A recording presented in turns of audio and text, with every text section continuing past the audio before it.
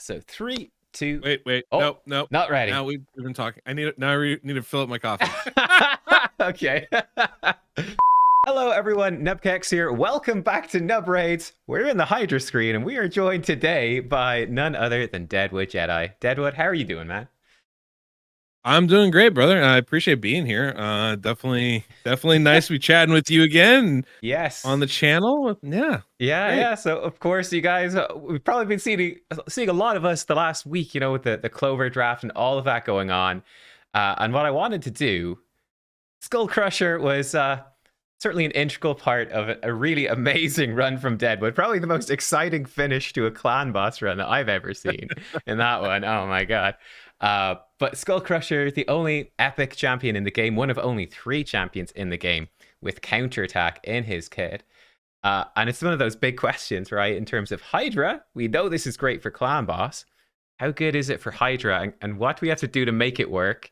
I've been trying. It's hard, and I want to pick Deadwood's brain a bit here and get some tips for generally how to build Skullcrusher. We'll throw the team up and get it running and all of that. But yeah, there we go. Well, I mean, you took on a big challenge here because I mean, Skullcrusher is definitely going to be difficult for Hydra. It's kind of difficult for clan boss anyway. Yes. By the way, I was when I was recording that final run for the clan boss team, I was literally like in my chair, like cheering, like, yes, I did it! Yes, I got that one key. Took me forever. Amazing. Yeah, it's I had like little inside baseball. I actually broke 70 million like a few days earlier, but I didn't get to the 1 key. Oh, you were and I was short? like, I can't leave it here. Oh, it's like possible. Literally spent like the next 2.5 days just doing runs trying to get to that. I need like an extra 200,000 damage. I was like, this is killing me right now. But anyway, I digress. Let me just show you the Skullcrusher build as well before we jump into the run. Sure.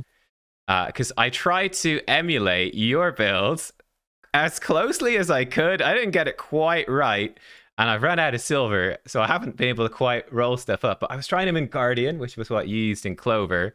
I've got Perception just because I have lots of Perception gear. But yeah, the Guardian to try heal him up, a bit more protection for the team. I don't know if this is a mistake, just because in Hydra you've got that one extra champion. That starts to add an extra chunk of damage to what he's taken. And I have him running at a pretty fast speed, which is very similar to what you were running at. But maybe the HP is a bit too low. I was kind of wondering, actually, what do you think about that? Like, when you're building Skullcrusher for a clan boss team, like, would you be looking at this and going like, oh my god, 52k HP? There's no way he's gonna flop over like this.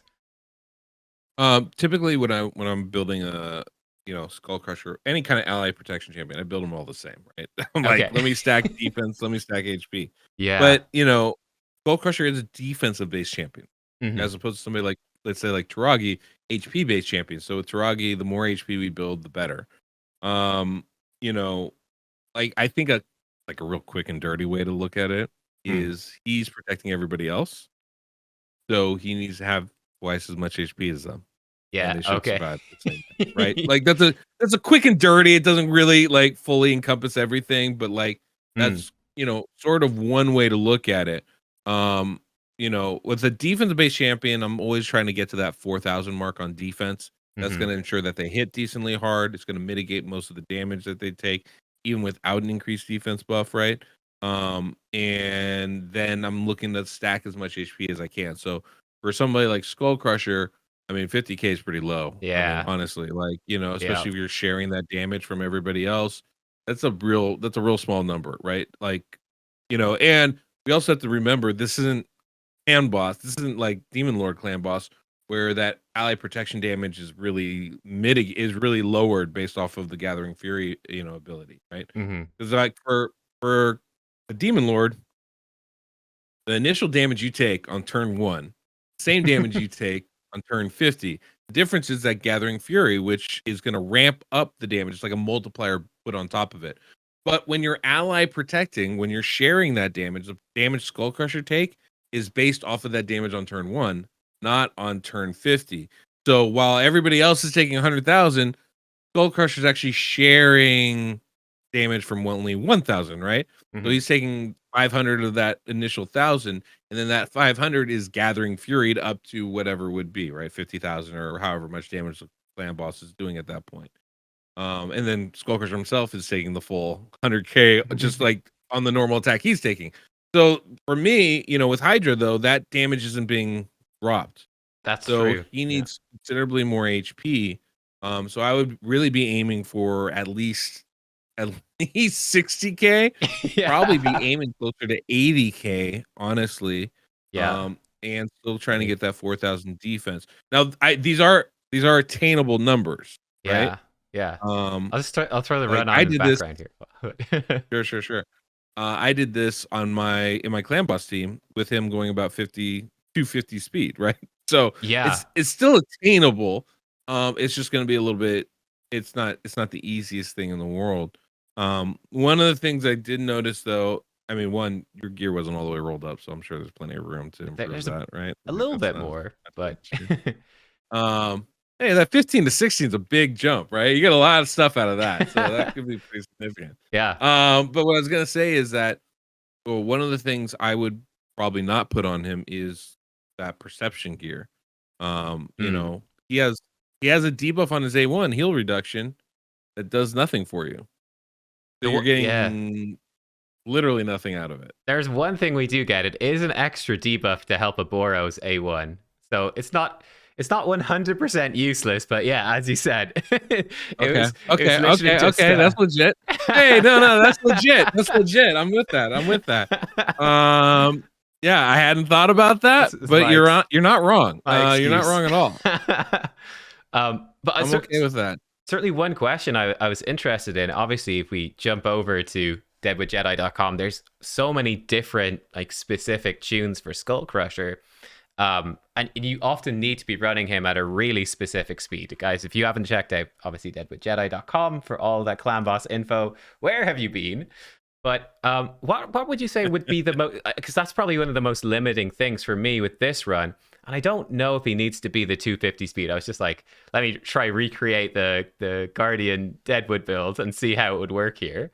What is the most common sort of speed that people would be running Skullcrusher at? So then you could have him built for a fairly typical clan boss team, and then maybe throw him into a Hydra team like this if you've got some of these types of epics. Sure. I mean, typically, Skullcrusher is going to be built. I mean, really, it depends on the team you're running, right? There's some builds where you can run them with, like, say, Roshguard the Tower for an unkillable team, and he's running at like I want to say 240 or 220 speed. Yeah, pretty quick. But I think typically you're going to want him going last in your team order. It's typically what ends up happening. And so, because you want that counterattack to be up for both AoEs on all your champions, so typically you're going to be running them at either 171 speed or 191. Okay. And so, if for something like this, building them for 191 speed makes a lot of sense to me. Yeah, that's how I would be. I would probably bank on that. There are some, like I said, there are some builds where he's going like 220 or 240 speed. Those are more unkillable type teams. Yeah. I think 191 is going to be more typical in this situation. Yeah, that makes sense to me, and certainly probably what I would aim for. Yeah, because I've got him running at like 250 something. Like if I switch those speed boots into HP percent boots, we get so much closer to that mark that we were talking about. Yep. We'll see. Makes a big difference. Yeah, when we get a bit further, like you'll see, he's surviving now at the moment. He's doing okay, but you get into some of those hard overlaps in Hydra, and Skullcrusher absolutely dies in this team. He absolutely dies, and because we're running with the Ursala, sometimes you could be waiting so long for her actual revive to come back. But I mean, you can see so far we're actually doing some pretty all right damage, especially whenever Oboro gets hit. She's running very slow. She's about 170 speed. That counterattack buff is often up. It's just fallen off as I say that, so we're not going to get to see it. I timed my commentary poorly. But she actually slams out some pretty good damage with that A1. And as you guys probably saw, the head of mischief is there. He's not actually... I think he stole some buffs right at the start, but it was blocked by the Uugo. But, yeah, here we go. Counterattack's back up. We'll see Oboro's going to be able to go in. We get the AoE from Geomancer, Oboro. I mean, it did 100k plus a War Master proc to the decapitated head, and it's hitting everything else right there. Nice. So like there's some pretty fun combos, and it's sort of subtle, I think, in the way that counterattack adds damage in a different way from clan boss too, where kind of utility debuff A1s and AoE A1s become absolutely amazing, right? Something like a White Dryad Nia, for example, her we saw in the Clover draft, her A1 in clan boss, kind of useless. It's pretty bad. But here it's not bad. Here it would be absolutely incredible. AoE attack with decreased speed. That becomes really good. It's funny.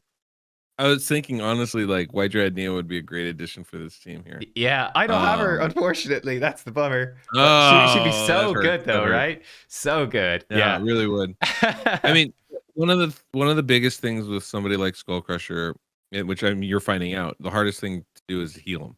Yeah, that's the hardest thing. And that's like, for Demon Lord, bringing out leech, bringing out lifesteal can work wonders, right? But with Hydra, I don't feel like you're getting the same kind of damage procs and the same kind of healing off of that, right? Without really being a heavy hitter. And Skullcrusher is not going to be a heavy hitter. Like even there, like he did what, 60k? Yeah. Which is very good. Nothing to scoff at, right? But that was with like the War Master or whatever. He's not somebody I would look at and be like, oh yeah, this guy's gonna be able to heal himself with leech out there. And so I guess that for me, that's the only thing I'd like to do is actually bring in some kind of proper healer. See, look at that. Boom. Now this is where stuff can go wrong. Uugo didn't have block buffs up. We get the counterattack out.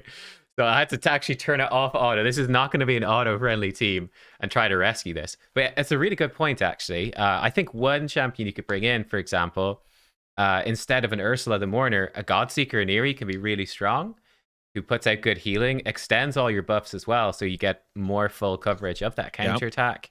And actually, with her A1, it's often going to be Skullcrusher who's lowest, right? So with her A1, it starts to actually funnel some pretty good healing into him whenever those AoEs come in. So she's certainly a good option. But I would agree. I think that is actually an excellent choice. Good luck. Yeah, we roll the dice there. The worst. Geomancer runs the wrong way. Yeah. So, and then we get a little bit unlucky too, where because of affinity on this rotation, we don't get the block buffs on the Fearhead. So now we've got counterattack everywhere. And this is probably the biggest danger with this sort of team. Another champion I think that could be really good, and like I said, could fit in instead of Uugo, is actually... oh, hang on, I'll pause it for a second because stuff is exciting here. That again, I also don't have, but I think is great for this. Could be someone like Lady Annabelle. Really cool champion, actually. She comes in, she does bring leech, but she also has a good potential for decreased speed. And then she can do the swap HP thing, which puts out increased speed on your team. Super rare, actually, for an epic to have increased speed and decreased speed. The leech too to help you stay alive. And you could potentially do some fun stuff with that HP swap. Again, with manual play you would need to try to keep Skullcrusher alive. So I think there's some interesting stuff there. She's super tanky too, so you could run her in Guardian. So yeah, I can see that. It's a challenge. Have you looked at it bringing any rare champions for your team? No, I didn't for this one. I said epics. We'll try epics. I don't know. Do you have any rares that you would think of?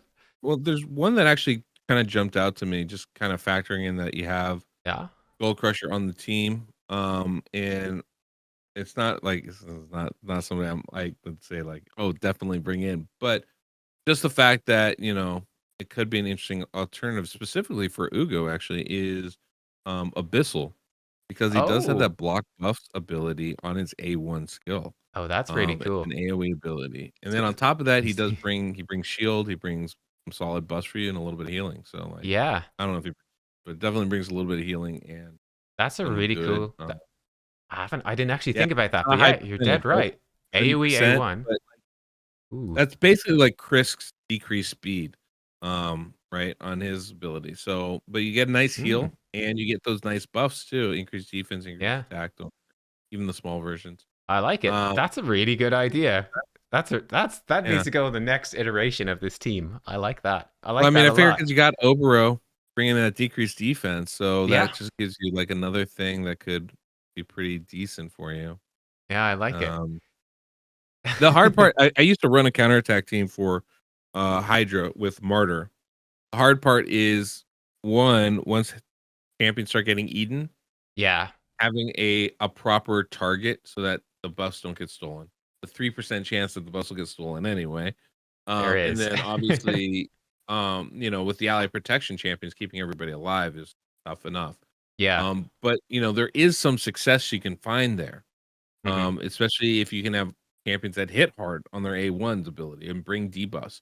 One of the other things I found is the debuffs don't have to be AoE. It's nice. Don't get me wrong. They don't need to be AoE. They can be single target as long as they're bringing debuffs. And it becomes a really nice way to actually fill up the enemy's debuffs, right? Yeah. Be really, really effective. But like, I like having the mischief target. I wouldn't really consider maybe having a second mischief target. Hmm. Who that is or how you get that, I don't know. But I'm just saying, like, that would be ideal so that if one gets eaten, you still have somebody else so that those buffs are never stolen, right? Mhm. Um, bringing consistently making sure the enemy doesn't get that counterattack is important because the second they do, your fight's pretty much over. Yeah. I see you survived it, but We it's did. a little dicey, right? Yeah. Um, There's a couple of interesting things that happened. Number one, you probably saw our friend Skullcrusher was dead for a very, very long time there. He hit the floor. minor detail. A minor detail, yeah. So that's something to watch out for. The interesting thing with this team is that Oboro actually is built with very high crit damage, so she will always be the first person eaten. So that's sort of interesting. I don't think we've gotten to we're about to have, I think, only our second person eaten right now. And we're almost actually up to that 1 key already. So that's something that's, you're going to have some randomness for sure. For sure with this team. Absolutely. You could go in and fail the run, even if you try to play it perfectly. But at the same time, every time your mischief tank is going to get eaten first every single time. And you can actually build around it and play around it in an interesting way. Like, so long as you get through that and you survive, Oboro's not going to be eaten second. And by the time this second devour happens, we're actually pretty close to getting through and actually having the 1 key done, which is kind of lucky. So that's an element to it as well, which is kind of like an Oboro specific thing. It's like, okay, we survive it once and we'll be okay. I imagine Skullcrusher that's might die pretty again. This is a pretty awesome team, like, right? Like, you're getting exactly the kind of damage you wanted. Yeah. And you're surviving. I think that's really the, kind of the main. I mean, to me, it seems to be the main takeaway, right? Like, Yeah. however you can get that done, it's great. Yeah, I'm a fan of what you're doing right here. Obviously, there's always more stuff you can bring in, but I mean, shoot, looks pretty good to me. Yeah, it's interesting. I do think that big adjustment that you're talking about, we can skip on. We can see, look here, Skullcrusher, he does die again from that. The head of Wrath just murders him. He just gets beaten up and he flops over dead. And I think you can see if we skim through, he's on the floor quite a lot. He does come back then for a good bit. But yeah. See, like that, I feel like that's what you want from him. It's not so much that he needs to be up all the time. The key is keeping everybody else up. Right? That's true. As long as he does that, he did his job. And so bringing in somebody like Ursala, I think, is a really smart move because then you're able to revive him. I mean, obviously, if you keep him alive longer, the better. Yeah. And the head of Wrath is just going to be a problem. I don't know that there's any real way around that. This happens anytime I bring in an ally protection champion. Yeah, the head of Wrath they get smashed, destroys them, right? Yeah. But yeah, but I mean, the thing is, you just want his stats higher. I mean, my guess is his stats are probably comparable to Ursala's right now, and he's also lower. helping everybody else stay alive, right? Exactly. Yeah. So yeah, it's interesting. I mean, yeah, that's a cool team. Yeah, that's not a bad team. I thought it was kind of fun, and I think definitely by changing the stats, like you said, that would improve it just massively because he does die, and it's not like he's doing much damage. It's about keeping him alive. And yeah, having Yeah. those specific speed numbers, especially if you want to use them in clan boss too, or even if you don't, like, again, even going for those lower speeds, crank his defensiveness up. And yeah, you can see for the damage, we did the 30 million, so a good chunk beyond a 1 key. So, you know, I've got pretty good gear, right, on these champs, so it's not super easy. Geomancer, 11.2 million. He did most of it. He gets really powered up by the Shamael and the Skullcrusher. Whenever that fear head comes in, all the counter attacks is just Geomancer rocket mode engaged. He's going to blast off. Oboro with the counter attacks, kind of slamming The only damage. things I would, yeah, that's really nice, really nice, real good champion. The Yeah. only two things I would really look at, maybe like, and I don't even know how you'd bring 'em, like, of course, every team is like a puzzle, right? You got to have all the right pieces to make it work. Yeah. But you know, one of the things about, I think you could bring in a champion like Godseeker Yeah. and get really good results. There's two major advantages. Obviously, the healing that we've talked about already, right? And not to mention the revive, right? That's all kind of in the same grouping. But then Yeah. also, you know, extending those buffs. I was just thinking back to when I was running a martyr counterattack team for Hydra, and realizing that extending those buffs can be really beneficial, not only to you know, getting more damage out of your champions because now you have that up pretty much the entire fight, but also really good for your mischief target, right? Yeah. Because Yeah. they're keeping their buffs up the whole time, and you don't really have to worry about those dropping off ever and having that swap around. So that might be something I would, you know, consider looking at bringing in. You also might not need guardian gear. I mean, honestly, Yeah. the Yeah. advantage of Skullcrusher is he's sharing a lot of the damage from everybody else. hmm What helps in those situations is actually putting Guardian on the other champions. So they're helping to absorb the damage that Skullcrusher's taking. Let me And that can see. be Oh, really, really effective I was, for you. I was gonna say, do Um, we have them in recently used? We do have Guardian on a couple. I can show the gear sets that we used here as well, and the stats on the champs. I think we have Guardian on Shamael actually. So we have a very fast that's great. Geomancer. This is Iron Twins Geomancer, so you wouldn't need these Yeah, many stats. Obviously, the accuracy you can drop way down, right? But tanky stats is good, and speed is good, and that's kind of it. And he's just a beast, right? And these would be his masteries for that. Uugo, we used not Tugo, we used Uugo. We've got Uugo and Tugo here on my account. Those masteries. She's in Relentless. You want to keep that block buffs up as much as possible, and the extra healing is real good too. Like I said, Skullcrusher and the Guardian. Yeah. So, but yeah. what's I what would, what what do you? if I were to build this, Yeah. I would really opt for I would, I mean, honestly, one of the things I would really love to do is be able to put him in either a regen set Yeah. combined with a Yeah. defiant set, or like a stalwart set combined with an immortal set. I Ooh. do think having some kind of healing on him is really good. That's why I was using Guardian primarily for the clan boss runs that I hmm was doing. hmm For here, I think Guardian works really well too. Don't get me wrong. I'm not saying you need to change it. It's an excellent set. But the biggest thing for, you know, someone like Skullcrusher, because he's already sharing a lot of damage, is actually the healing he's getting out of it. So you can opt for something like a regen set and get a lot of benefit out of that instead. And if you have defiant gear, that would really probably be the optimal thing. Is like a two-piece yeah. defiant with a regen. I More for the wish. viewers out there who I wish. have pieces out there, yeah. right? But considering that you don't, that's okay too. Hmm. I would just opt for, some combination of regen, immortal, stalwart, um, because half of those sets are going to reduce the damage he takes, and half those sets are going to heal him back up. I would prioritize the healing over Yeah. the damage reduction. So I Okay. think regen would probably be my preferred choice, like regen and immortal combo that, and you're in Yeah. decent shape. I was leaning towards But that too because he's tough to keep alive. It's not easy. Um, yeah, yeah. I mean that's the hard part, right? mhm. Um, Where it was the just gets last a little champion? bit. So we did have one other champion in Guardian, and I did a couple of test runs where I tried a Shamael that was built for damage. Like, don't even think lethal is a good set on him, but whatever is what I put on by accident. Yeah, sure. But I tried a damage Shamael, and then I was trying with a different damage dealer than Geomancer. Stay tuned for another video on that champion soon.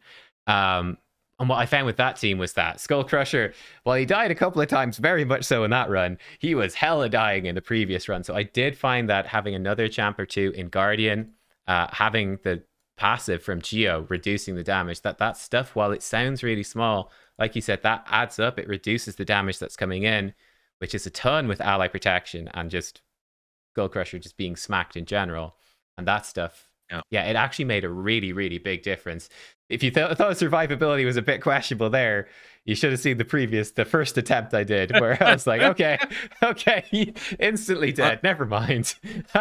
One of the interesting things I thought actually watching that run that you were just showing today, I thought Skullcrusher actually did a pretty good job of surviving. I mean, he has unkillable, so there's one turn where he just won't die, but it doesn't mean the next turn he won't. He still has to heal up from that, and so that's why he's always very vulnerable to going down. Whether we're talking Demon Lord, we're talking Hydra, whether we're talking Arena, wherever it is. It's the nature of this champion. And so, it's to be expected to a certain extent, right? Basically he's your, nobody dies one turn. If that same kind of hits happens again, we're all dead. But like we were gonna be all dead the turn before anyway. So thank goodness he was there. And I think that's a really good, I think it's a good champion to have in for this type of a thing, Well, it's a nice build that you got going on there. I like it a lot, and I think you got some pretty solid potential. I was looking back at some of the previous videos I did, and the initial one was way back. This is a year ago. This first rotation 3 of Hydra. We did 13 million on normal Skullcrusher back then. It was a long time ago, still leveling up my mother Cybele into Mytha. It's been a long time, but we jumped from 13 on normal up to 30 on hard, ditching the legendaries as well. Epic only this time. Top tier epics for sure. But Skullcrusher. Viable champ. Skullcrusher. If you build it, you have to build it carefully and do as Deadwood Jedi does with his gearing, not as Nub does with his gearing, and give your Skullcrusher a lot of HP. All right. Before the end of the video, anything you want to say, Deadwood, before we go? Oh man, always just a pleasure hanging out and chatting, and I like having these these kind of little topics here. Yeah, talk a little Skullcrusher today was good. Yeah, I mean, I think you did. I mean, I'm impressed with the Hydra team that you have already. I don't know that you need. When you can get 30 million when you get 1 key, I'm like, do you need to change anything? It looks pretty good to me. So, but I mean, it's. I'll be interested to see if you can really, mastermind the team with him. I think that'd be pretty cool to see. Yeah, I am working on like a legendary version of a counterattack team as well. So I mean, might see a couple of these champs crop up in there, but like that's like a next level thing. This one is like the accessible counterattack boy. But it's interesting because they all have their own challenges and quirks. All the counterattack with the ally protection with Skullcrusher, that's unique. And that is a big strength and also a big weakness. So it's pretty cool. It'll be a lot easier on the legendary side of things because you can legendaries, right? Bring in a second ally protection champion. You have a lot more A1 skills that do things. There's a lot easier there. Yep. But it's pretty good. All right. Well, guys, there you go. Make sure to check out Deadwood Jedi's channel. It's going to be linked down below. If you missed the Clover draft, where were you last week? You can go back and watch it. There are some incredible runs, I have to say. Really impressive. Epic only teams for Clan Boss. I wanted to keep the epic only theme going here today as well. Now I get it. I didn't get the tie-in before. Now I get it. Okay. Okay. This guy, I think I'm 200 IQ over here. But make sure to jump over to Deadwood's channel and throw him some support and tell him to do a Hydra draft next time. That would be fun. Make us all suffer with an epic only Hydra draft. Just see definitely would not do epic only. Come on, man. That's the tears. That's crazy. Crazy. He's crazy talk. Name me 30 Hydra epics that you can build teams out of. Oh, I could. There you go. I could do it. There you go. That's your next video. That's your next video right there. My top 30, my draft board, big board for the Hydra draft. There you go. Guys, listen, thanks for watching. Deadwood, thanks for joining. We'll see y'all next time. Absolutely. Bye-bye.